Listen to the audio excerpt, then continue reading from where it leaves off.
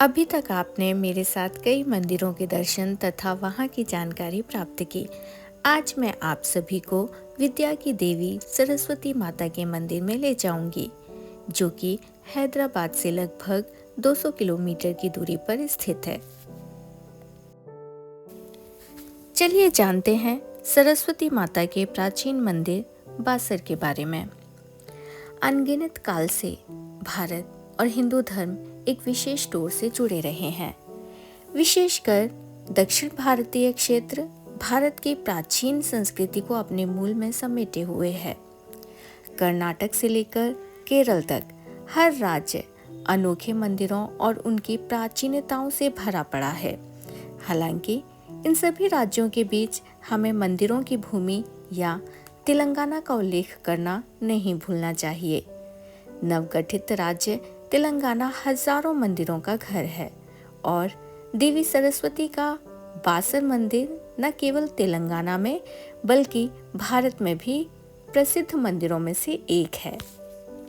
ऐसा माना जाता है कि तपस्या के समय एक दिन ऋषि व्यास को देवी सरस्वती जी के दर्शन और आशीर्वाद प्राप्त हुआ।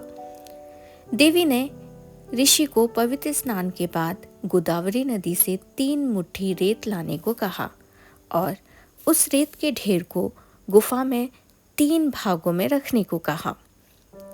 ऋषि व्यास की शक्ति से यही रेत का ढेर बाद में महाकाली, महासरस्वती और महालक्ष्मी के रूप में स्थापित हो गया। मंदिर में जाने से पहले आप गोदावरी नदी में स्नान कर सकते हैं। गोदावरी तट से मंदिर कुछ ही दूरी पर है। आप प्रसाद के रूप में यहाँ पर बुक्स, पेन, पेंसिल्स आदि खरीदकर सरस्वती माता जी को अर्पित कर सकते हैं। यहाँ एक धार्मिक रीति भी विख्यात है जिसे अक्षर आराधना या अक्षराभ्यास कहते हैं। अक्षर आराधना में बच्चों को शिक्षा प्रारंभ करने से पहले अक्षराभिषेक के लिए यहाँ पर लाया जाता है। मान्यता है कि बच्चे के जीवन के पहले अक्षर यहाँ लिखवाने से बच्चे का शैक्षिक जीवन सदैव सफल रहता है। इस रीति के बाद हल्दी का लेप प्रसाद के रूप में बांटा जाता है। यह मंदिर काफी प्राचीन माना जाता है। मान्यता है कि महाभारत के लेखक वेदव्यास जब मानसिक रूप से परेशान थे तब वह शांति के लिए तीर्थ यात्रा पर गए थे। अपने मुनियों के साथ वह उत्तर भारत की तीर्थ यात्रा करके बासर पहुंचे। उन्होंने गोदावरी नदी के तट को देखा। नदी के तट की प्राकृतिक सौंदर्यता से मंत्रमुग्ध होकर वे वहीं रुक गए। कहा जाता है कि इन्हें इसी जगह पर ज्ञान की प्राप्ति हुई थी और वेदों के रचयिता बने।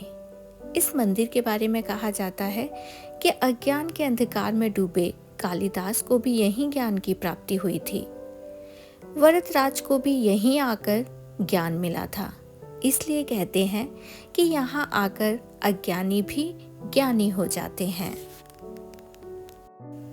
इस मंदिर का निर्माण चालुक्य राजाओं ने देवी सरस्वती के सम्मान में किया था। आजकल इस मंदिर में पंचमी, वसंत पंचमी और नवरात्रि जैसे त्योहार बड़े पैमाने पर मनाए जाते हैं। हिंदुओं का एक प्रसिद्ध रिवाज अक्षर ज्ञान भी इस मंदिर में मनाया जाता है। यह एक महत्वपूर्ण हिंदू रिवाज है और एक बच्चे के जीवन में औपचारिक शिक्षा के प्रारंभ को दर्शाता है। अगर आप सड़क मार्ग द्वारा हैदराबाद से बासर आते हैं तो इसकी दूरी लगभग 210 किलोमीटर है। सड़क मार्ग द्वारा जिला बसों द्वारा भी आया जा सकता है, जो कि TSRTC द्वारा संचालित बसों द्वारा आप बासर मंदिर तक पहुंच सकते हैं। मंदिर का जो निकटतम रेलवे स्टेशन है वो बासर है। ये जो मंदिर आप देख रहे हैं ये गोदावरी नदी के तट पर स्थित शिव भगवान का मंदिर है। यहाँ आकर भी आप लोग दर्शन कर सकते हैं। देवी सरस्वती को विद्या, कला, संगीत, साहित्य की देवी माना जाता है। हिंदू धर्म में देवी सरस्वती की महिमा का वर्णन किया गया है। जो बच्चे विद्या, कला आदि क्षेत्रों में रुचि रखते हैं या इन क्षेत्रों में कुछ बड़ा हासिल करना चाहते हैं, उन विद्यार्थियों के लिए देवी सरस्वती जी की पूजा करना बहुत फायदेमंद साबित होता है। छात्रों के लिए सरस्वती जी का महत्व अतुलनीय है।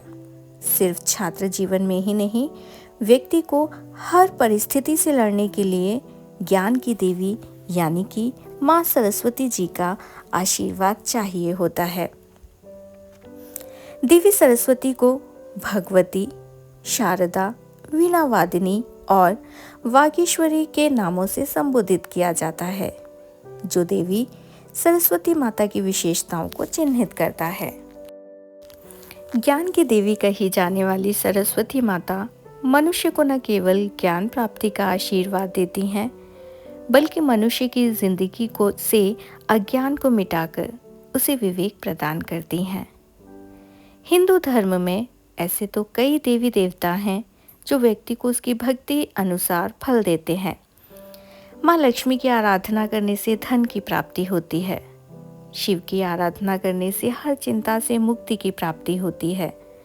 लेकिन देवी सरस्वती की आराधना करने से ज्ञान, विवेक, बुद्धि, कला और विद्या की प्राप्ति होती है। हमारे मन में यह सवाल कई बार उठता है कि आखिर कैसे माँ सरस्वती की उत्पत्ति हुई। तो चलिए जानते हैं। हिंदू धर्म में भगवान ब्रह्मा को संसार का रचनाकार माना गया है। संसार के समस्त जीव, पेड़ पौधे, मनुष्य उन्हीं की रचना है। अपनी रचना को बनाने के बाद भी भगवान ब्रह्मा अप्रसन्न थे। उन्हें लगा उनकी इस रचना में कोई कमी रह गई है।